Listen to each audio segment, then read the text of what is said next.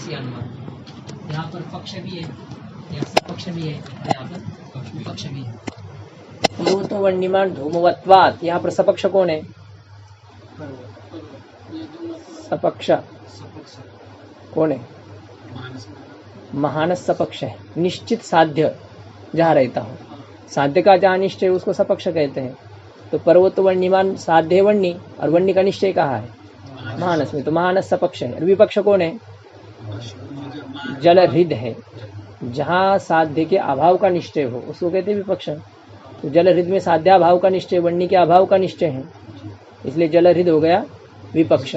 और जहाँ साध्य का संशय हो उसको कहते हैं पक्ष। तो पर्वत है पक्ष, पर्वत पक्ष, महानस पक्ष और जल हृद विपक्ष। तो ये जब हेतु अन्वय व्यतिरेकी रहता है ना, हेतु जब कैसा हो? अन्वय व्यतिरेकी हो, अर्थात अन्वय घटित व्याप्ति वाला हो और व्यतिरिक घटित व्याप्ति वाला, दोनों प्रकार की व्याप्तियाँ यदि हेतु में रहती हो, तो ऐसे अनुमान में सपक्ष और विपक्ष दोनों भी रहेंगे। सपक्ष है यहाँ पर महानस, विपक्ष है जल हृद, दोनों प्रकार की व्याप्ति होने से। लेकिन जब केवल अन्वयी है, जब हेतु कैसा है? केवल अन्वयी, तो यहाँ पर पक्ष रहेगा और यहाँ पर क्या रहेगा? सपक्ष रहेगा, लेकिन इसको विपक्ष नहीं होता है। घटो अभिधेय प्रमेयत्वात्, यहाँ साध्य कौन है? घटो अभिधेय प्रमेयत्वात्, साध्य कौन है? हाँ, कुछ पूछा जा रहा है। हाँ, तो देखना क्या बात है, घटो विधाय क्या, इसमें क्या है? साध्य, ये देखना है। ये ऐसा नहीं दूसरा देख रहे हैं, ये बात आप याद करके कुछ कहने के जाते हो। हाँ, तो साध्य कौन है? कितना ये है, मतलब उसका कोई मेहनत नहीं की जा रही, कठिन कोई बात नहीं। हाँ, साध्य कौन है घटो विधेय प्रमेयत्वात् में? अविधेयत्वम, ये साध्य है। क्या साध्य है? अविधेयत्वम, ये जो साध्य है। अब जब आपको साध्य समझ में नहीं आएगा तो फिर पक्ष सपक्ष विपक्ष कैसे समझ में आएगा? भाई साध्य को लेकर के पक्ष सपक्ष विपक्ष, ये जो संज्ञाएं साध्य को लेकर के है। साध्य का निश्चय हो तो सपक्ष कहेंगे, संशय हो तो पक्ष कहेंगे, और साध्य के अभाव का निश्चय हो तो विपक्ष कहते हैं। तो घटो विधेय, इसमें साध्य कौन है? अविधेयत्वम साध्य है। इस अविधेयत्व साध्य का निश्चय कहाँ है? घट में तो संशय है, पट में दृष्टांत दिया गया ना, वहाँ अविधेयत्व का निश्चय है। तो जहाँ पर अविधेयत्व का निश्चय है, साध्य का निश्चय है, वह है सपक्ष। और अविधेयत्व का संशय कहाँ है? घट में, क्योंकि घट में हम अविधेयत्व सिद्ध करने जा रहे हैं, तो साध्य का वह संशय है। अच्छा, अविधेयत्व के अभाव का निश्चय कहाँ है? जहाँ अविधेयत्व नहीं रहता हो ऐसा निश्चय, ऐसा कोई स्थान?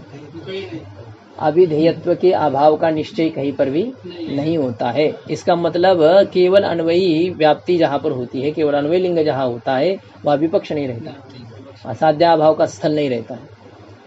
केवल अन्वय में साध्याभाव का स्थल नहीं रहता, वहाँ तो सर्वत्र साध्य ही रहता है।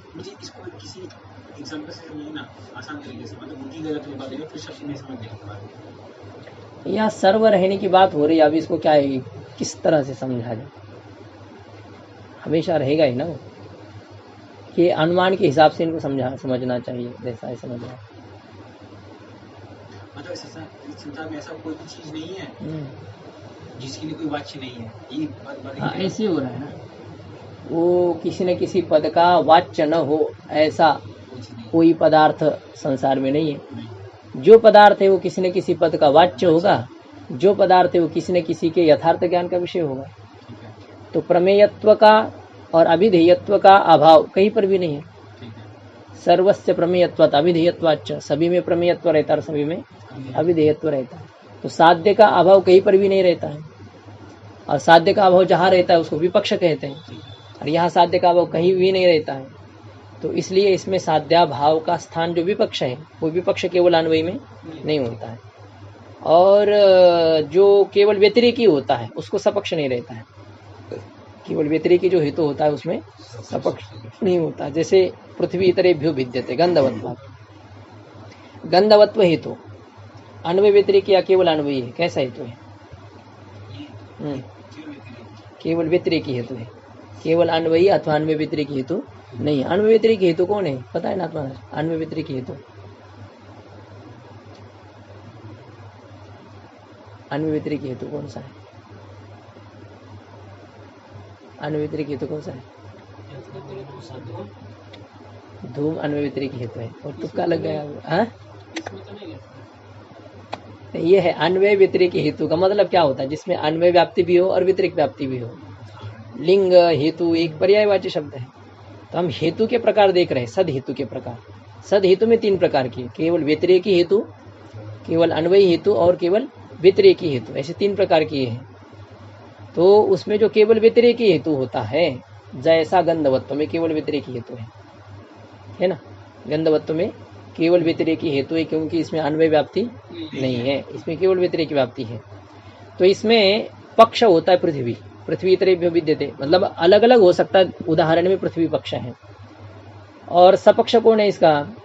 सपक्ष का मतलब होगा जहां पर इतर भेद का निश्चय हो, जहां पर क्या हो? इतर भेद का निश्चय हो। और इतर भेद का निश्चय कहीं पर भी नहीं है, क्योंकि इतर भेद रहता है पृथ्वी में, और जिस पृथ्वी में इतर भेद है वहां तो पृथ्वी में इतर भेद का संशय है, पृथ्वी में इतर भेद का निश्चय नहीं है। और पृथ्वी के अलावा इतर भेद कहाँ रहता है? कहीं पर भी पृथ्वी के अलावा इतर भेद नहीं रहता है।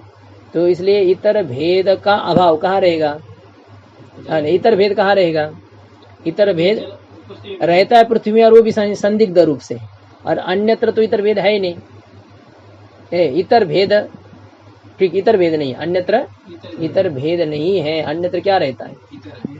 अन्य इतर ही रहते हैं। इतर भेद का अभाव है, जलादि में इतर भेद का अभाव है, उसमें इतर भेद नहीं रहता है। तो यत्र यत्र गंधवत्वम तत्र तत्र इतर भिन्नत्वम, जहाँ जहाँ गंधवत्व वहाँ इतर भिन्नत्व है। इसके लिए आपके पास कोई दृष्टांत नहीं है, मतलब सपक्ष कोई नहीं है। जहाँ पर इतर भेद रूपी साध्य का निश्चय हो, ऐसा कोई स्थल आपके पास में नहीं है। अर्थात केवल व्यतिरेकी में विपक्ष नहीं होता, सपक्ष नहीं होता है, केवल व्यतिरेकी में सपक्ष नहीं होता है। अच्छा, इतर भेद के अभाव का निश्चय है कि नहीं है? कहाँ इतर भेद का अभाव का निश्चय कहाँ है? जलादि में इतर भेद के अभाव का निश्चय है। इतर जो जलादि है ना, उसमें क्या है? इतर भेद के अभाव का निश्चय है। तो जहाँ पर इतर भेद के अभाव का निश्चय है, अर्थात साध्याभाव का निश्चय है, उसको क्या कहते हैं? उसको विपक्ष कहते हैं। जहाँ पर साध्याभाव का निश्चय हो उसको क्या कहेंगे? उसको विपक्ष कहते हैं। तो पृथ्वी इतरेभ्यो भिद्यते, इस अनुमान में विपक्ष कौन है? जलादि विपक्ष है। जहाँ पर साध्याभाव का निश्चय उसको विपक्ष कहते हैं। तो उस अनुमान में विपक्ष कौन है? इतर कौन है? जलादि विपक्ष है। और पक्ष कौन है? और साध्य और पक्ष, हाँ, पृथ्वी है पक्ष और इतर भेद है साध्य। और सपक्ष कौन है? कौन है सपक्ष बताइए? हाँ, सपक्ष यहाँ पर नहीं होता। तो केवल व्यतिरेकी अनुमान में सपक्ष नहीं होता है। तो ये अभी हमने सद हेतु का विचार किया अभी तक, सद हेतु यथार्थ हेतु जो साध्य का साधक होता है। लेकिन अभी हमें दूषित हेतु का विचार करना है। दूषित हेतु मतलब उसमें क्या होता है? वो हेतु जैसे लगता है, हेतु नहीं है, लेकिन हेतु जैसे प्रतीत होता है, तो उससे साध्य की सिद्धि नहीं हो सकती। तो ऐसे असद हेतु की चर्चा हमें करना है, उसको कहते हैं हेत्वाभास।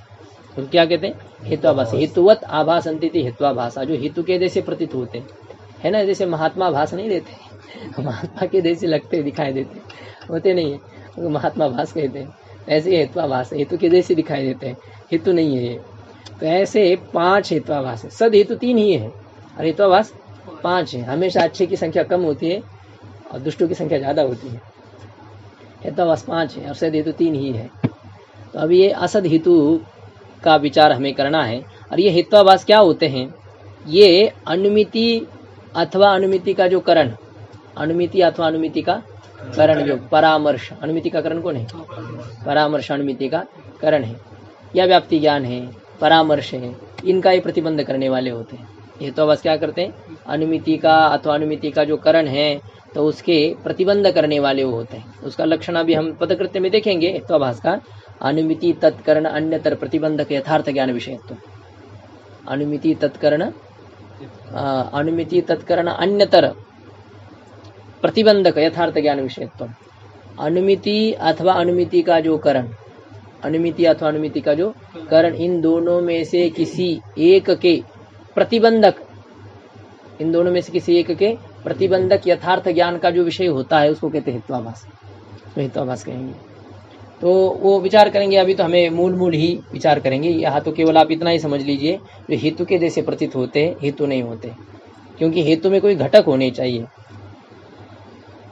जय ना, जब उसको हेतु कब कहा जाएगा तो उसमें 5 घटक होते हैं। जो सद हेतु होता है ना, उसमें हम देखेंगे इसमें 5 घटक रहते हैं सद हेतु में। पक्ष में रहना, सपक्ष में रहना, विपक्ष में न रहना, और जिसके क्या हो, जिसका साध्य का बाद न हो, जिसका साध्य, जहाँ पर साध्य सिद्ध किया जा रहा हो ना, तो वहाँ पर साध्याभाव न हो, ऐसा। और असत प्रतिपक्ष, इसके साध्य के अभाव को सिद्ध करने वाला दूसरा हेतु न हो। चलिए वो 5 बातें जो है हम ये विचार करेंगे पदकृत्य के समय में है कि हेतु को सद हेतु कब कहेंगे, जब उसमें 5 घटक हो। अन्वय व्यतिरेकी हेतु जो होता है उसमें 5 घटक रहते हैं। जैसा धूम हेतु है ना, वो पक्ष में रहता है, वो सपक्ष में रहता है, मानस में रहता है। धूम हेतु मानस में रहता है, पर्वत में रहता है। तीसरी बात, वो विपक्ष में नहीं रहता है, जल हृदय में नहीं रहता है। 3 घटक हो गए। और क्या होता है, धूम का साध्य जो वन्नी, धूम का साध्य जो वन्नी, उस वन्नी के अभाव को सिद्ध करने वाला दूसरा हेतु नहीं है यहाँ पर, प्रति हेतु, दूसरा हेतु। धूम के साध्य जो वन्नी, उसके अभाव को सिद्ध करने वाला दूसरा हेतु नहीं है, तो उसको कहते हैं जैसे बारिश। नहीं, ऐसा नहीं, ये एक अलग हेतु अलग आ जाएगा। यहाँ पर विचार करेंगे हम, उसको सत्प्रतिपक्ष कहते हैं, कि जिसके साध्य के अभाव को सिद्ध करने वाला दूसरा हेतु है। जैसे अनुमान देंगे आगे, देखो, शब्दो अनित्य, शब्द अनित्य, अनुमान कर रहे हैं हम, शब्द अनित्य है। हेतु क्या दिया, कृतकत्वात्, कार्य होने के कारण से हेतु अनित्य है, क्योंकि कार्य है।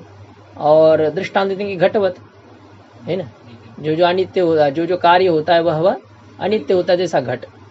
अभी यहाँ पर हेतु क्या दिया, कार्यत्वम कृतकत्वम, ये हेतु है ना। कार्यत्व हेतु के द्वारा अनित्यत्व सिद्ध किया जा रहा है। लेकिन अभी यहाँ पर दूसरा अनुमान करेंगे हम, शब्दो नित्य। क्या करेंगे अनुमान, शब्द नित्य है। क्यों, बोले शब्दत्वाद, श्रावणत्वाद। क्या हेतु देंगे, श्रावणत्वाद, श्रोत्रजन्य ज्ञान का विषय होने से शब्द नित्य है, क्योंकि श्रोत्र से उत्पन्न होने वाले ज्ञान का विषय होने के कारण से ये हेतु दिया।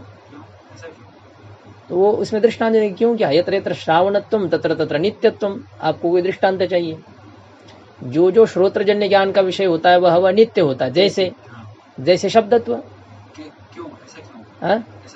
ऐसा क्यों, क्या है, अभी ये है व्याप्ति है। यत्र यत्र धूम तत्र तत्र वन्य, ऐसा क्यों, कानों से जो आप सुनते हैं वो नित्य होता है। हाँ, नित्य होता है, ऐसा ही कह रहे। असद हेतु ही है, लेकिन ऐसा दिया गया।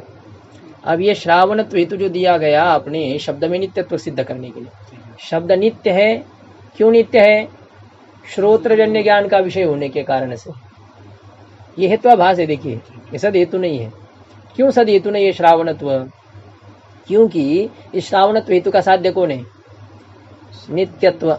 श्रावणत्व हेतु का साध्य कौन है, शब्द नित्य है, श्रोत्रजन्य ज्ञान का विषय होने से यह साध्य है नित्यत्व।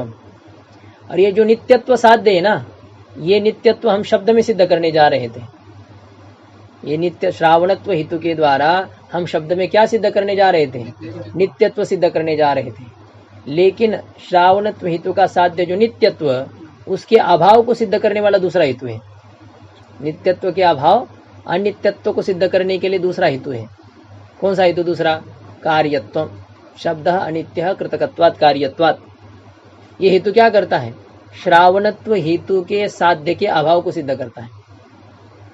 श्रावणत्व हेतु का साध्य जो अनित्यत्व है, नित्यत्व, और उस नित्यत्व के अभाव को सिद्ध करता है। मतलब ऐसा देखिए, जो हेतु जिस साध्य की सिद्धि कर रहा है ना, जिस हेतु के द्वारा जिस साध्य को हमें सिद्ध करना है, तो उसी स्थान पर उस साध्य के अभाव को सिद्ध करने वाला यदि दूसरा हेतु हो।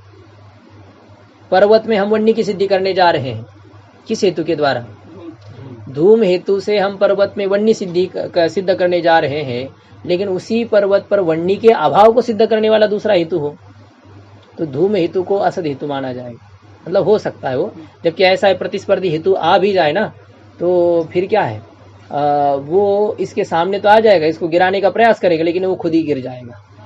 ऐसे होता है। असद हेतु क्या है, सद हेतु को टक्कर तो देता है, लेकिन आखिरी में असद हेतु का नाश हो जाता है, वही कट जाता है। ऐसा ही मतलब यहाँ पर आप ये भी कर सकते हैं, पर्वतः वन्या भाववान। क्यों बोले, जलवत्वात, वहां जल दिखाई दे रहा है, झरना बह रहा था कहीं से, है ना। पर्वतो वन्या भावान जलवत्वात। और यथा कई निकट का दृष्टांत देंगे, जैसा भाई यहाँ पर तालाब है, ये देखो यहाँ पर जल है, इस तालाब में तो वन्नी नहीं है। उसी प्रकार से उस पर्वत में भी यदि जल है तो वहां पर भी क्या है, वन्नी नहीं। ये हेतु दे दिया। अब पर्वत में धूम से वन्नी की सिद्धि की जा रही थी, अब इस हेतु के द्वारा वहां पर क्या किया जा रहा है, क्या सिद्ध किया जा रहा है, वन्नी का अभाव सिद्ध किया जा रहा है।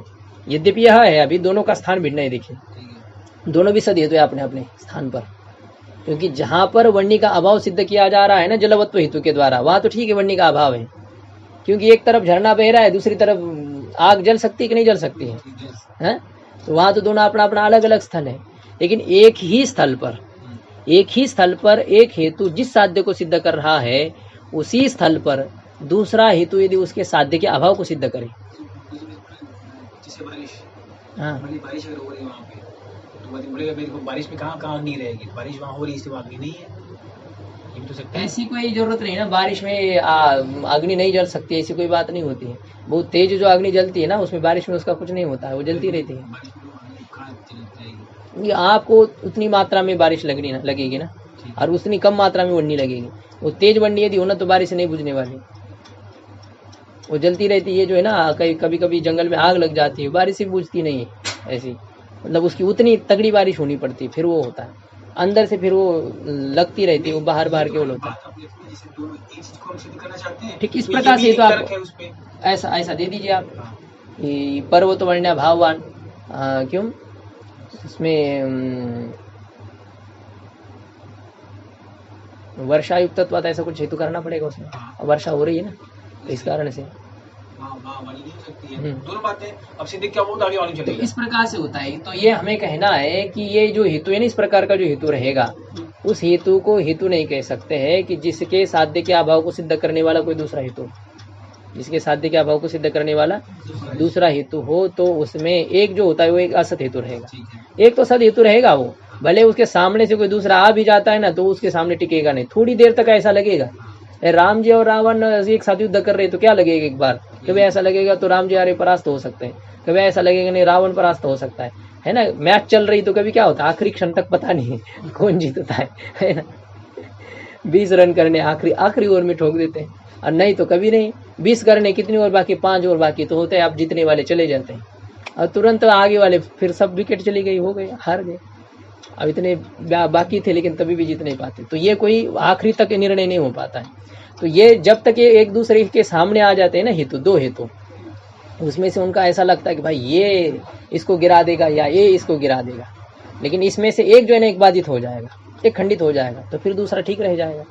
जैसे आपको अभी अनुमान दे दिया ना कि शब्द अनित्य है, ये आपको बहुत काम में आने वाला है। अभी वही उसी का ही चर्चा है तो आभास में करेंगे हम लोग कि शब्द अनित्य है कार्य होने के कारण से, ये सिद्धांति का अनुमान है।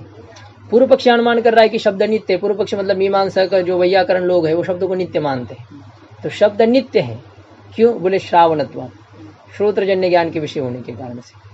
अब यहाँ पर एक श्रावणत्व हेतु है और एक कार्यत्व हेतु है, दोनों भी क्या कर रहे हैं, एक दूसरे के साध्य के अभाव को सिद्ध कर रहे हैं। दोनों भी एक दूसरे के साध्य के अभाव को सिद्ध कर रहे हैं, क्योंकि कार्यत्व हेतु का साध्य है अनित्यत्व, उसका अभाव है नित्यत्व, उसको सिद्ध कर रहा है श्रावणत्व हेतु। कार्यत्व हेतु का साध्य अनित्यत्व है ना, और उसका अभाव क्या है, नित्यत्व। अनित्यत्व का अभाव नित्यत्व होता है, और उस नित्यत्व को सिद्ध किया जा रहा है श्रावणत्व हेतु के द्वारा। और श्रावणत्व हेतु का साध्य है नित्यत्व, श्रावणत्व हेतु का साध्य क्या है, और उसका अभाव क्या है, अनित्यत्व। इस अनित्यत्व कौन सिद्ध कर रहा है, कार्यत्व। तो इस प्रकार से कार्यत्व अपने क्या इस कार्यत्व के साध्य के अभाव को सिद्ध करने वाला दूसरा हेतु है, और श्रावणत्व के साध्य के अभाव को सिद्ध करने वाला दूसरा हेतु है। तो जिस हेतु के साध्य को सिद्ध करने वाला दूसरा हेतु हो उसको कहते हैं असत प्रतिपक्षत्व। क्या कहते हैं उसको, असत प्रतिपक्ष। नहीं, वो तो गुण रहना चाहिए सत प्रतिपक्ष उसमें, इसको प्रतिपक्ष कहते हैं। सत प्रतिपक्ष, इसको क्या कहेंगे?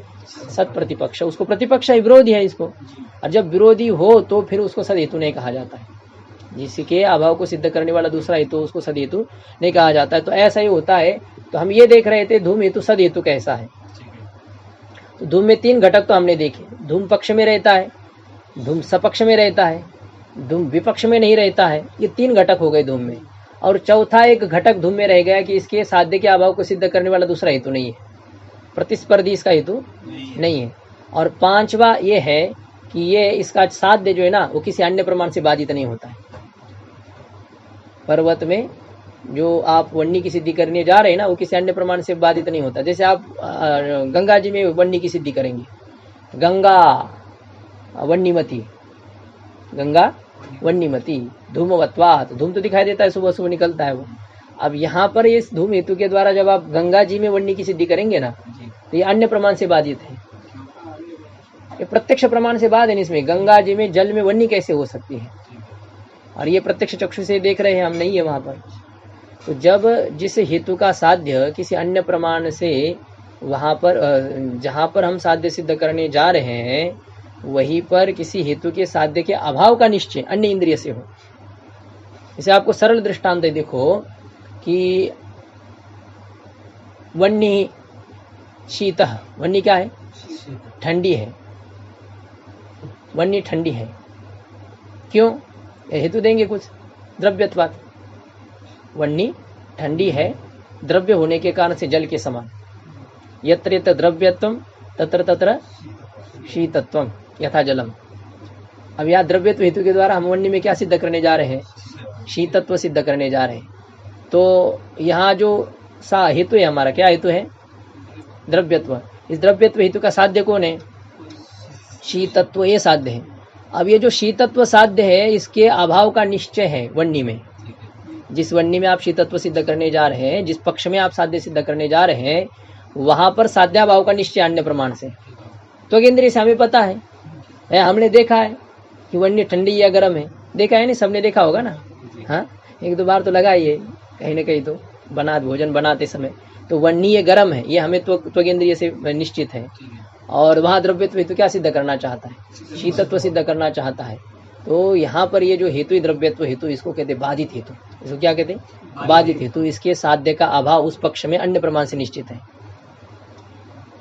जिस हेतु के साध्य का अभाव पक्ष में अन्य प्रमाण से निश्चित हो, उस हेतु को कहते हैं बाधित। और वो हेत्वाभास है, बाध हेत्वाभास। ऐसे 5 जो प्रकार है, उसमें पंचम हेत्वाभास होता है। तो जिस हेतु का साध्य अन्य प्रमाण से बाधित न हो, जिस हेतु का साध्य अन्य प्रमाण से बाधित न हो, उसको कहते हैं अबाधित। अबाधितत्व में ऐसे 5 घटक रहते हैं।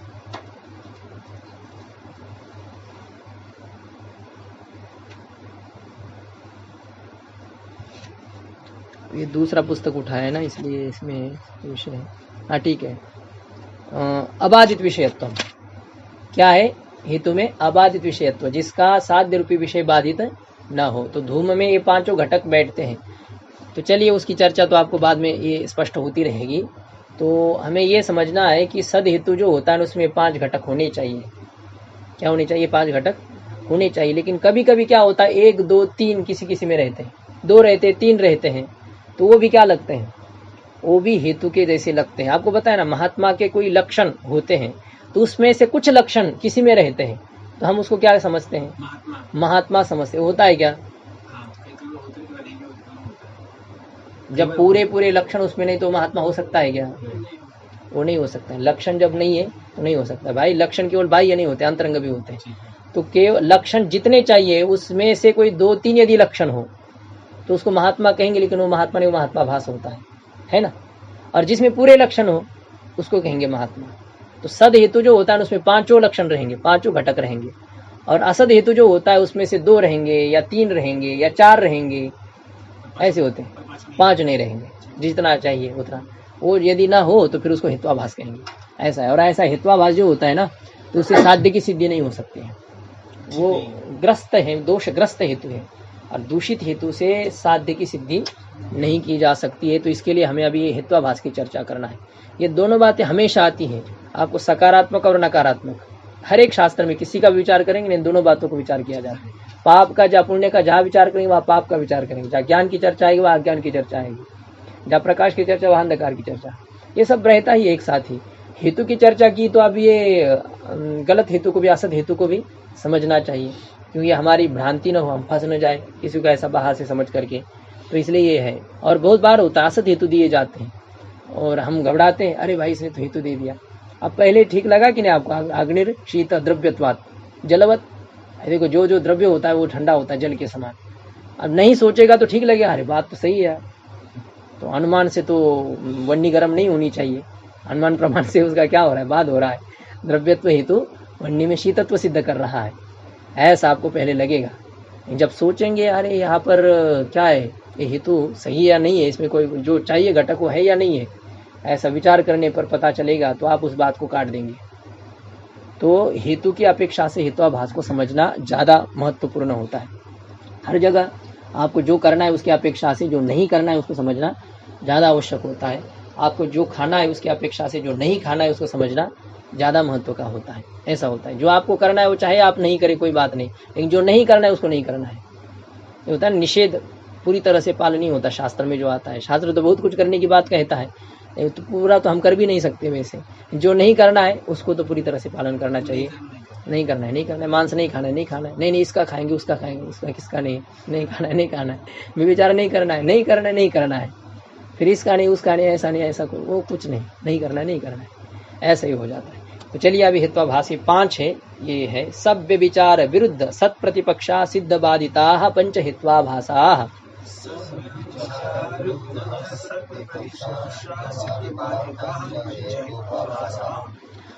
5 हेत्वाभास हैं। देखिए हेत्वाभास जो होते हैं उसमें दोष रहते हैं, 5 दोष रहते हैं, 5 दोष रहते हैं। उन दोषों को भी हेत्वाभास कहते हैं और उन दोष वालों को भी क्या कहते हैं, हेत्वाभास कहते हैं। हेतु में रहने वाले दोषों को भी हेत्वाभास कहते हैं और उस दोष वाले जो हेतु उनको भी हेत्वाभास ऐसा कहा जाता है। हाँ हेत्वाभास, तो उनको भी हेत्वाभास शब्द से ही कहा जाता है। तो इसमें 5 दोष रहते हैं। अब यहाँ तो दोष वाले हेतुओं को गिनाया है। सभ्य विचार, सभ्य विचार में व्यभिचार दोष रहता है। सभ्य विचार हेत्वाभास में कौन सा दोष रहता है, व्यभिचार दोष रहता है। दूसरा है विरुद्ध, विरुद्ध हेत्वाभास में विरोध दोष रहता है। विरुद्ध हेत्वाभास में कौन सा दोष है, विरोध दोष है। सत प्रतिपक्ष जो है हेत्वाभास उसमें सत प्रतिपक्ष ही दोष रहता है। इसके दोष को भी सत प्रतिपक्ष कहते हैं और दोष वाले हेत्वाभास को भी, हेतु को भी सत प्रतिपक्ष कहते हैं। चतुर्थ हेत्वाभास असिद्ध, और उस असिद्ध हेत्वाभास में असिद्धि नामक दोष रहता है। और बाधित जो हेत्वाभास उसमें बाध नामक दोष रहता है। तो ऐसे ये 5 दोष वाले 5 हेत्वाभास हैं। 5 दोष वाले 5 हेत्वाभास हेतु के जैसे ये दिखाई देते हेतु है नहीं, इनसे मतलब क्या है, सतर्कता से रहना, हाँ इसको समझ करके रहना, नहीं तो कोई आपको दबा देगा हेत्वाभास को समझने के लिए।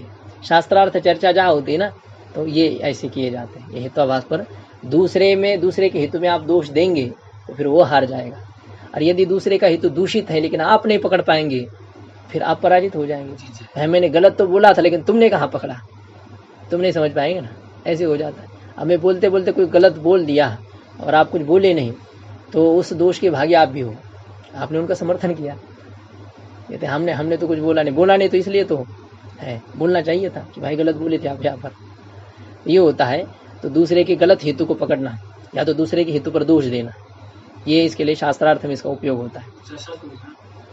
शास्त्र की पंक्तियाँ का समझना जहाँ पर है, ये सब शास्त्रार्थ ही होता है। जहाँ पर आप उपनिषद आदि पढ़ेंगे ना, आप खुद शास्त्रार्थ करो ना करो वहाँ पर शास्त्रार्थ रहता है। वहाँ पूर्व पक्षी कुछ बोलता है, सिद्धांति कुछ बोलता है, तो सिद्धांति कैसा दोष दे रहा है पूर्व पक्षी के अनुमान के ऊपर, ये बहुत गंभीर चर्चा रहती है इसमें प्रौढ़ ग्रंथों में। तो 5 हेत्वाभाषा, 5 हेत्वाभाष है। देखिए अब एक एक की चर्चा हमें करनी है। सबसे पहला है सभ्य विचार। तो सभ्य विचार को कह रहे हैं। अब इस सभ्य विचार में भी 3 प्रकार हैं। अब ऐसे मूल 5 है लेकिन इसमें और प्रकार होते रहेंगे। असिद्ध हेत्वाभास में 4 प्रकार करेंगे, सत प्रतिपक्ष तो एक ही है, विरुद्ध एक ही है, बाधित एक ही है, ठीक है। फिर सभ्य विचार में 3 है और असिद्धि में 4 है, ऐसे ही होते हैं। 3 है, असिद्ध में 3 है, स्वरूपा सिद्ध और व्याप्यत्वा सिद्ध, और एक तीसरा है स्वरूपा सिद्ध व्याप्यत्वा सिद्ध, भूल गए, आश्रया सिद्ध। स्वरूपा सिद्ध, आश्रया सिद्ध और व्याप्यत्व सिद्ध। चलिए प्रकार देखना है हमने। तो पहले है सभ्य विचार, जो हेत्वाभास में पहला भी हेत्वाभास कौन है? उस सभ्य विचार को कहते हैं अनैकांतिक। सभ्य विचारो नैकांतिक। सभ्य विचार का दूसरा नाम है अनैकांतिक। सभ्य विचार का दूसरा नाम क्या है? अनैकांतिक, मतलब जिसका एक अंत न हो, जिसका एक साध्य न हो। वो वहां पर उस साध्य के साथ भी रहता है और दूसरे साध्य के साथ, वो जो साध्य जानी वहां पर भी रहता है। सभ्य विचार जो हेत्वाभास रहता है, हेत्वाभास यानी हेतु है, गलत हेतु है। वो हेतु क्या होता है? एक साध्य के साथ नहीं रहता है, अर्थात ये पतिव्रता नहीं होता है। ठीक है, उसके साथ रहता है, नहीं ऐसा नहीं, लेकिन वो नहीं तो भी रहता है, किसी के साथ चला जाता है कि नहीं?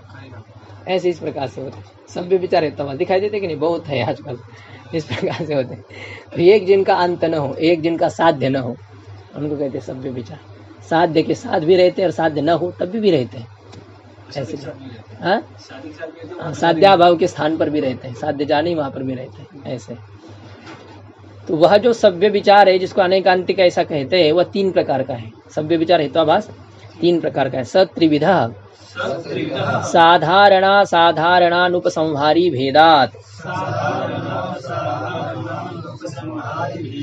साधारण अनैकांतिक हेत्वाभास, असाधारण अनैकांतिक हेत्वाभास और अनुपसंहारी अनैकांतिक हेत्वाभास, ऐसे इसमें। क्योंकि सामान्य नाम हेत्वाभास, उसमें एक विशेष हो गया अनैकांतिक, और उस अनैकांतिक के प्रकार है, इसलिए साधारण अनैकांतिक हेत्वाभास, असाधारण अनैकांतिक हेत्वाभास, अनुपसंहारी अनैकांतिक हेत्वाभास, ऐसा उसको कहेंगे। ऐसे 3 प्रकार हो गए। तो अब ये इन तीनों को समझना है, अनैकांतिक को समझना है ना। सामान्य को समझने के लिए और कोई प्रयास नहीं करना पड़ता है, जितने विशेष है ना उसमें। आप ब्राह्मण क्षत्रिय वैश्य शूद्र को समझ गए तो आपने मनुष्य को समझ लिया, है कि नहीं? विशेष को समझने से सामान्य आ ही गया, उसमें आ ही जाता है अपने आप। तो ऐसे अब ये क्या है, साधारण अनैकांतिक हेत्वाभास का क्या लक्षण है, असाधारण अनैकांतिक का क्या लक्षण है और अनुपसंहारी का क्या लक्षण है, उनकी चर्चा करनी है। तो पहले साधारण अनैकांतिक का लक्षण बता रहे हैं। तत्र साध्याभाववद् वृत्तिः साधारणो नैकांतिकः।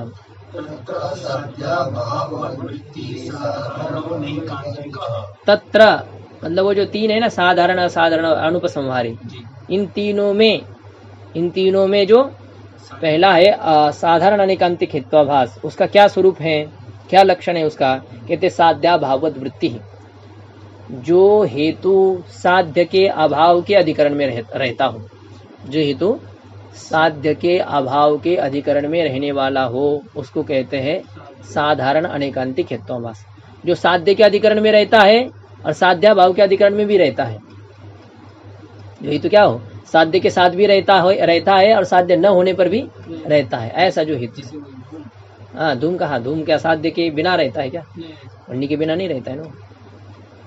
ये करेंगे पर्वतो वन्यमान, क्यों? वृक्षादिमत्वात् पाषाणमयत्वात्, ऐसा करेंगे। ये पत्थर वाला है ना, इसलिए वो पर्वत जो है वन्य वाला है। ऐसा कई दिखा देंगे ना आपको। देखो यहाँ पर इस पत्थर पर आग जल रही कि नहीं जल रही, हवा भी है, पाषाणमय होने के कारण से। झूठ क्या, तो असत हेतु तो वैसे ही तो होता है। तो आपको और स्थल रहता ना भाई, देखो वहां पर तो पाषाणमय, और यहाँ का आग जल रही, यहाँ तो आग है ही नहीं। तो इसका मतलब पाषाणमय हेतु वन्य के साथ भी रहता है और उसके बिना भी रहता है। साध्य के साथ रहेगा और उसके बिना भी रहेगा, तो इसको कहते साधारण अनैकांतिक हेत्वाभास। सीधी बात यहाँ पर आएगी, जो हेतु होता है ना, वो पक्ष में भी रहता है, सपक्ष में भी रहता है और विपक्ष में भी रहता है।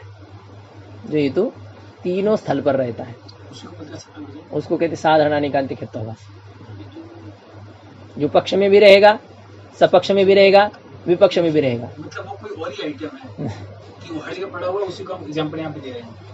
हाँ, वो उसका साध्य नहीं है, आप उसके द्वारा उसको सिद्ध करना जा रहे हैं, लेकिन वो उस साध्य को सिद्ध करने के लिए समर्थ नहीं है। यहाँ पे हवा चल रही तो यहाँ पे अग्नि है, तो वहाँ भी हवा चल रही तो वहाँ भी अग्नि है। हाँ, इस तरह से नहीं होता ना। अयम ब्राह्मण, क्यों? शिखावत्वाद, शिखा यज्ञोपवीतवत्वाद, ऐसा अनुमान करेंगे तो अनुमान ठीक नहीं होता है। क्योंकि अन्यत्र ब्राह्मण से इतर भी यज्ञोपवीत के अधिकारी होते हैं। चतुर्वर्ण शिखा रख सकते हैं और त्रिवर्ण जनेऊ धारण कर सकते हैं। तो इसलिए यहाँ पर इससे युक्त होने से ये कोई ये नहीं होता, इसका हेतु नहीं बनता है। लेकिन दिखा देंगे आपको, तो क्या होगा, वो ब्राह्मण में भी रहेगा, और ब्राह्मण से इतर जो है उनमें भी वो रहेगा। इस तरह से रहता है, पक्ष में भी रहेगा सपक्ष में भी रहेगा, ऐसा जो होता है। और विपक्ष तो ऐसे समझना है, अब यहाँ पर तो विपक्ष में भी रहने वाला ऐसे ही तो दे रहे हैं व्यापक, जहाँ ब्राह्मणत्व का अभाव है तो ऐसे में भी वो रहेगा। ठीक है, ब्राह्मणत्व का अभाव वाले अन्य आ जाएंगे, शूद्रादिक जो है तो वो विपक्ष माने जाएंगे। यहाँ पर मनुष्यत्व की दृष्टि से विपक्ष नहीं हो, तो मनुष्यत्व तो दोनों में भी है। देखिए यहाँ पर इस दृष्टांत से आप समझ लीजिए, ये लक्षण समझ में आया।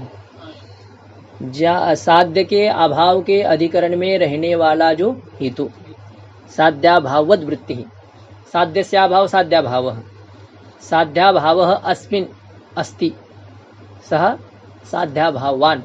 साध्याभाव जहाँ रहता है, साध्याभाव जहाँ रहता है, हाँ जहाँ रहता है उसको क्या कहेंगे, साध्याभावान कहेंगे, साध्याभावान। और साध्याभाववती वृत्तिर्यस्य, साध्याभाव के अधिकरण में विद्यमानता है जिसकी, साध्य के अभाव के अधिकरण में विद्यमानता है जिसकी, जो साध्य के अभाव के अधिकरण में रहता है, उस हेतु को क्या कहेंगे, साधारण अनेकांतिक हेतुआभास कहेंगे। उदाहरण से पता चलेगा। यथा पर्वतो वन्यमान, हेतु बदल दीजिए, प्रमेयत्वात्, हेतु दे दिया प्रमेयत्वात्, प्रमा ज्ञान का विषय होने के कारण से पर्वत वन्य वाला है। क्यों, यथार्थ ज्ञान का विषय होने के कारण से। बोले दृष्टांत महानस, महानस यथार्थ ज्ञान का विषय है कि नहीं है। महानस में यज्ञशाला में प्रमेयत्व रहता है क्या, हाँ? तो यत्र यत्र प्रमेयत्वम तत्र तत्र वन्यमत्वम, या तत्र तत्र वन्य ही, जहाँ जहाँ प्रमेयत्व वहाँ क्या है, जैसे बोले यज्ञशाला और महानस, ये दे दिया। लेकिन अब देखो ये हेतु सद हेतु नहीं है, ये है सपक्ष में तो रहता है, ये सपक्ष सत्व है इसमें। आपको पता है ना कुछ गुण धर्म इसमें हेतु के है, ये पक्ष में रहता है, एक गुण है इसमें, प्रमेयत्व हेतु में एक गुण है पक्ष में रहना, हेतु के एक दो तीन गुण इसके पास में है, ये पक्ष में रहता है इसलिए हेतु के जैसा लग रहा है। ये सपक्ष में रहता है, महानस में रहता है इसलिए हेतु के जैसे लग रहा है। लेकिन तीसरा गुण इसमें नहीं है, विपक्ष में न रहना, विपक्ष में न रहना ये इसके पास में नहीं है। इसको जलहृद आदिक में नहीं रहना चाहिए प्रमेयत्व को। यदि वन्य को सिद्ध करना है तो इसको जल आदिक में नहीं रहना चाहिए। क्या प्रमेयत्व जल आदिक में रहता है क्या, हाँ रहता है, प्रमेयत्व जलादिक में रहता है। इसका मतलब प्रमेयत्व विपक्ष में रहता है क्या, प्रमेयत्व विपक्ष में रहता है। तो विपक्ष में रहना ये हेतु का गुण है या न रहना ये हेतु का गुण है, न रहना ये हेतु का गुण है, ये हेतु का लक्षण होता है। वो विपक्ष में नहीं रहता है, अरे विपक्ष में रहता है, इसलिए इसको हेतु नहीं कह सकते। हाँ ऐसा हेतु नहीं, इसमें ये दोष आ गया, हाँ ये होगा, इसमें दोष आ गए। भाई जो संतों के साथ भी घूमता है, चोरों के साथ भी घूमता है, कभी चोरी करने जाता है, कभी भजन करने जाता है, उसको महात्मा कहेंगे नहीं, वो उन्हें महात्मा भास होता है थोड़ा थोड़ा महात्मा भी है, भजन करता है ना कभी कभी तो वो भी महात्मा भास है, हेत्वाभास है। तो प्रमेयत्व ये जो हेतु दे दिया, ये साध्य के अभाव के अधिकरण में रहता है क्या प्रमेयत्व हेतु, या साध्य कौन है, वन्य, और साध्य का अभाव कहाँ रहता है बताइए। हर जगह, बहुत जगह, मुझे एक स्थान बताइए, बहुत जगह नहीं चाहिए। हाँ बस यही देना है, अब बहुत जगह ये नहीं होता है। जल हृद साध्य का अभाव कहाँ है, जल हृद में है, हाँ विपक्ष। जल हृद क्या है, विपक्ष है। और जल हृद जो विपक्ष जहाँ साध्य का अभाव है, वन्य का अभाव है, वहां पर प्रमेयत्व रहता है क्या, प्रमेयत्व वहां पर रहता है। तो साध्य के अभाव का अधिकरण जो जल हृद, वहां पर वो प्रमेयत्व हेतु रहता है, इसलिए प्रमेयत्व हेतु है साधारण अनेकांतिक हेतुआभास। प्रमेयत्व हेतु को क्या कहेंगे, साधारण अनेकांतिक हेतुआभास कहेंगे। यही बता रहे, देखो अनेकांतिक मतलब उसका एक अंत नहीं है ना, एक अंत, एक उसका जो अग्र होता है ना, यहाँ पर ये इसका विचार भी किया, दूसरी पुस्तक में है, इनके इसमें दिया है, टिप्पणी में बताया है। एक ही उसका अंत होना चाहिए, मतलब एक लक्ष्य होना चाहिए उसका, एक ही साध्य उसका होना चाहिए, और इसका एक साध्य नहीं है, और चाहे जो है ऐसे क्या नहीं, अनिर्वचनीय वो अलग है, अनेकांतिक नहीं, मिथ्या नहीं, अनिर्वचनीय मिथ्या शब्द का अर्थ, अनेकांतिक नहीं, ये अनेकांतिक ये होता है। ये हमेशा सद्भाव रहता है हेतु। मतलब साध्य का अभाव इसका कहीं नहीं, इसका वो साध्य नहीं तो दूसरा साध्य, दूसरा नहीं तो तीसरा साध्य, ऐसा जो होता है अहेव जैसे कहते हैं ना सद्भाव। वेश्या का भी विधवा होती है क्या? कभी नहीं होती, विधवा नहीं होती, चाहे जितने मर जाए उसको तो है ही। तो ऐसे ही हेतु होता है इसका, वर्णी नहीं तो और दूसरा कोई है, ये होता है। प्रमेयत्वस्य वर्ण्य भाववती हृदय विद्यमानत्वात्। अत्र यहाँ जो प्रमेयत्व हेतु है ना, ये प्रमेयत्व हेतु वर्णी के अभाव का अधिकरण जो जल हृदय, वर्णी के अभाव का अधिकरण जल, उस जल हृदय में विद्यमानत्वात् प्रमेयत्व उसमें भी रहने के कारण से इसको कहते हैं साधारणानेकांतिक हेत्वाभास। ये बात समझ में आ गई? साधारणानेकांतिक हेत्वाभास जो पक्ष में भी रहे, सपक्ष में रहे और विपक्ष में भी रहे, है ना, तीनों भी रहता है। और विशेष रूप से साध्य के अभाव के अधिकरण में रहता है। जहाँ साध्य नहीं है वहां पर वो रहता है, विपक्ष में वो रहता है। पक्ष में रहना, सपक्ष में रहना तो इष्ट ही है हमें, तो ये ज्यादा क्या है इसमें, विपक्ष में रहता है, ये ज्यादा है। तो कहीं कहीं ज्यादापन भी गलत होता है, ज्यादा नहीं होना चाहिए, कम ही चाहिए कुछ। तो असाधारण का क्या लक्षण है? असाधारणानेकांतिक का दूसरा है, दूसरे की विचार है। सर्व सपक्ष विपक्ष व्यावृत्त पक्ष मात्र वृत्ति रसाधारण।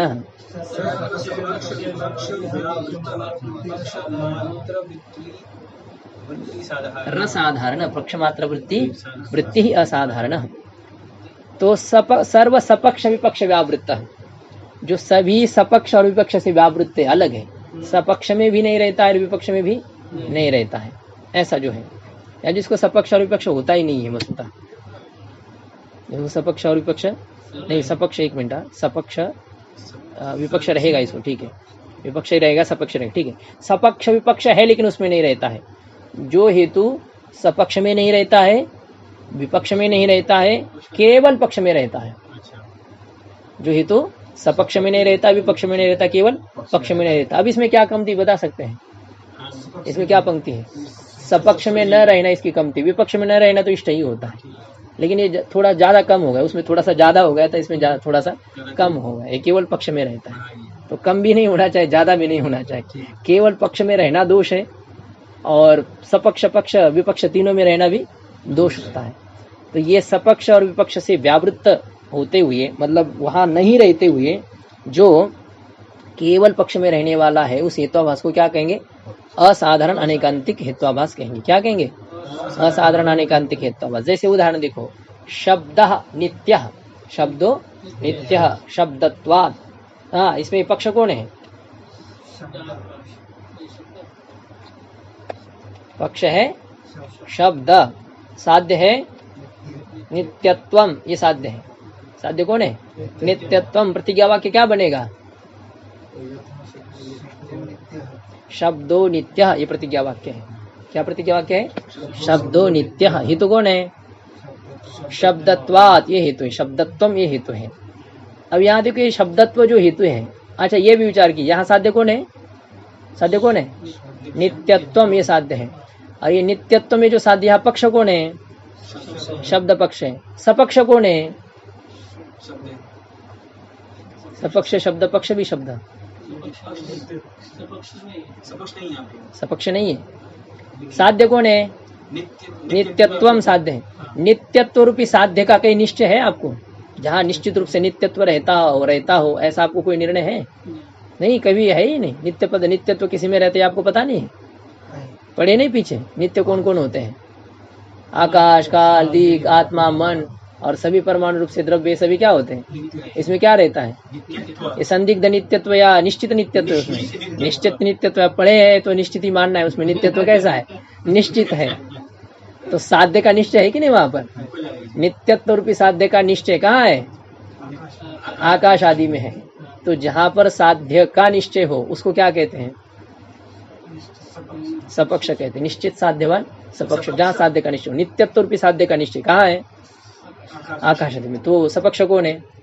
आकाश आदि सपक्ष है। ठीक है, आकाश आदि का है सपक्ष। अच्छा, आकाश आदि जो सपक्ष है उसमें शब्दत्व रहता है क्या? आकाश में शब्दत्व रहता है। आकाश में शब्दत्व रहता है। आकाश में शब्द रहता है, आकाश में शब्दत्व रहता है। हाँ, तो आकाश में शब्द है क्या? भाई घड़े में जल है और जल में जलत्व है। घड़े में जल है, जल में तो जलत्व घड़े में है कि नहीं? अभी नहीं, जलत्व घड़े में नहीं है। जलत्व जल में है और जल घड़े में है। जल का आश्रय घड़ा है, जलत्व का आश्रय घड़ा नहीं है, वो उसमें नहीं रहेगा, अपने आश्रय के आश्रय में वो नहीं रहेगा। भाई पिताजी का पिता वो जो होता है ना, वो पिता का पिता भले हो सकता है, वो पोता का पिता होगा क्या? ऐसा नहीं होता है ना। नहीं भाई, उसका तो है ही। जब ये अपने बाप का बाप है वो, तो इसका भी वो बाप होना चाहिए। ये कोई युक्ति है? हाँ? ऐसा नहीं होता भाई। ये इसका बाप वो भले हो, लेकिन इस बेटे का मतलब पोते का बाप वो नहीं हो सकता है। आगे तो जलत्व जल में रहेगा, जल घड़े में रहेगा, और घड़ा पृथ्वी पर रहेगा। जल पृथ्वी पर नहीं, अभी घड़े में रह सकता है, जल तो रह सकता है, लेकिन जलत्व जो है वो घड़े में नहीं रह सकता है। तो शब्दत्व कहाँ है बताइए? आकाश में है या वायु में है? हाँ? शब्द में। आकाश में नहीं है, वायु में नहीं, किसी में नहीं। तो शब्दत्व ये है हमारा हेतु। शब्दत्व को क्या है यहाँ पर? हेतु है। और ये शब्दत्व हेतु सपक्ष कौन हो गया? आकाश आदि हो गए। आकाश नहीं, सपक्ष कौन है? आकाश आदि की नित्य पदार्थ जितने वो सपक्ष है। और जितने सपक्ष है उसमें शब्दत्व रहता है क्या? नहीं, सपक्ष में शब्दत्व नहीं रहता है। अच्छा, विपक्ष कौन है? नित्यत्व साध्य, तो विपक्ष कौन हो जाएंगे? नित्यत्व हमारा साध्य है, तो विपक्ष क्या हो जाएगा? जहां अनित्यत्व रहता है, जहां नित्यत्व रहता है। नित्य का भाव, नित्यत्व साध्य है, तो साध्या भाव का जहां निश्चय हो उसको कहते हैं विपक्ष। तो नित्यत्व साध्य है, तो विपक्ष कौन होगा? घटादिक। विपक्ष कौन है?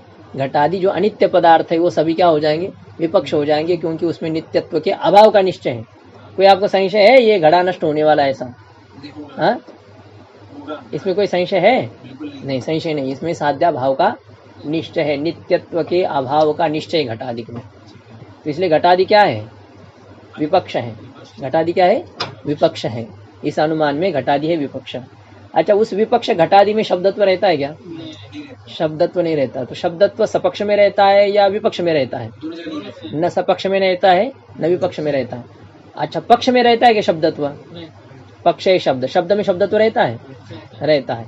तो जो हेतु सपक्ष और विपक्ष में नहीं रहते हुए केवल पक्ष में रहने वाला हो, उस हेतु को कहते हैं असाधारण अनैकांतिक हेत्वाभास। इसलिए शब्दत्व है असाधारण अनैकांतिक हेत्वाभास। देखिए, अत्र शब्दत्वम सर्वेभ्य नित्येभ्य अनित्येभ्यश्च व्यावृत्तम शब्द मात्र वृत्ति। यहाँ पर जो शब्दत्व है वह शब्दत्व सभी जो नित्य और अनित्य पदार्थ है। नित्य अनित्य पदार्थ क्या चीज है? ये सपक्ष विपक्ष है। नित्य अनित्य पदार्थ क्या है? सपक्ष विपक्ष है। सपक्ष कौन है? नित्य आकाश आदि, और विपक्ष कौन है? अनित्य घटादि। तो जो नित्य आकाश आदि सपक्ष है और जो अनित्य घटादि विपक्ष है, इन दोनों से पृथक होते हुए, इनमें नहीं रहते हुए शब्द मात्र वृत्ति, केवल ये शब्दत्व कहाँ रहता है? शब्द में रहता है। तो इसको कहते हैं असाधारण अनैकांतिक हेत्वाभास। ये हो गया, केवल शब्द में जो रहता है और कहीं जगह नहीं रहता है। ये समझना है। अभी एक बात और इसमें आपको ध्यान देना है। आप पहले जो समझे ना केवल व्यतिरेक अनुमान, गंधवत्व, पृथ्वी इतरेभ्यो भिद्यते गंधवत्व। ये गंधवत्व कहाँ रहता है? पक्ष में रहता है, सपक्ष में रहता है, विपक्ष में रहता है? हाँ, क्या है? कोई ना कोई तीनों में से बोल देना है बदल बदल करके। ये पक्ष में रहता है, सपक्ष में रहता है, विपक्ष में रहता है। सपक्ष है ही नहीं वहां पर। जो ये पृथ्वी इतरेभ्यो भिद्यते गंधवत्वात्, ये जो अनुमान है, इस अनुमान का हेतु जो गंधवत्व, वो पक्ष में रहता है या सपक्ष में रहता है या विपक्ष में रहता है? केवल पक्ष पृथ्वी में रहता है। सपक्ष तो उसको है ही नहीं, और विपक्ष में तो रहता नहीं हो। तो इसलिए केवल व्यतिरेक की जो सद हेतु है ना, वो सद हेतु भी तो असाधारण अनैकांतिक हो जाएगा। ये बात हो गई कि नहीं? जो केवल पक्ष में रहने वाला है, जो सपक्ष में नहीं रहता है, विपक्ष में नहीं रहता है, केवल पक्ष में रहता है, उसको यदि असाधारण अनैकांतिक हेत्वाभास कहेंगे। क्या? तो रहता है, तो वो तो यहाँ पर भी शब्दत्व सिद्ध है कि नहीं? शब्द में रहता है। हाँ, तो वो तो निर्णित है ना, वहां जैसे गंधवत्व रहता है। इसका संबंध नहीं, शब्द का उससे क्या संबंध है? उसका संबंध की बात नहीं, इसके लक्षण के संबंध की बात चल रही है। जो हेतु सपक्ष और विपक्ष में नहीं रहते हुए केवल पक्ष में रहने वाला हो, उसको असाधारण अनैकांतिक हेत्वाभास कहते हैं। तो गंधवत्व हेतु भी सपक्ष में नहीं रहता है, क्योंकि उसको सपक्ष नहीं है, और विपक्ष में भी नहीं रहता है, केवल पक्ष में रहता है, तो असाधारण अनैकांतिक हेत्वाभास हो गया। और सद हेतु है वो तो असद हेतु का लक्षण कहाँ चला गया? सद हेतु में चला गया। इसको कहते हैं अतिव्याप्ति दोष। तो ये दो लक्षण तो दूषित हो जाएगा। तो वहां पर समाधान देते हैं, ऐसा है कि जहाँ सपक्ष विपक्ष होते हुए जो उसमें नहीं रहता हो, जिसको सपक्ष है लेकिन नहीं रहता है, विपक्ष है लेकिन नहीं रहता है, उसको कहते हैं असाधारण अनिकांतिक हेत्वाभास। और गंधवत्व हेतु का सपक्ष है ही नहीं, इसलिए वो नहीं रहता है। यदि होता तो रह जाता, यदि उसका सपक्ष होता तो रह जाता, इसलिए वो उसमें असाधारण अनिकांतिक हेत्वाभासत्व नहीं। इस प्रकार की यहाँ पर विचार है। अथवा यहाँ पर इस लक्षण में ऐसा करते हैं कि केवल व्यतिरेकी भिन्नत्वे सत्य, ऐसा जोड़ देते हैं। ऐसे जोड़ा है, पदकृत्यकार ने जोड़ा है केवल व्यतिरेकी भिन्नत्वे सत्य ऐसा, लेकिन इसका फिर खंडन करते हैं, ऐसी कोई जरूरत नहीं जोड़ने की। उसमें और इसमें अंतर समझ लेना है। वह सपक्ष है ही नहीं, इसलिए वो नहीं है सपक्ष में। और यह सपक्ष है होते हुए नहीं रहता है, ये इसकी गलती है, होकर के नहीं रहता है। ये हो गया, दोनों हो गया। अभी तीसरे हेत्वाभास की चर्चा हम करेंगे, जिसमें अन्वय दृष्टांत विनो व्यतिरिक्त दृष्टांत विनो ऐसा है। ओम पूर्णमदः पूर्णमिदं पूर्णात् पूर्णमुदच्यते पूर्णस्य पूर्णमादाय पूर्णमेवावशिष्यते। ओम शांति शांति शांति।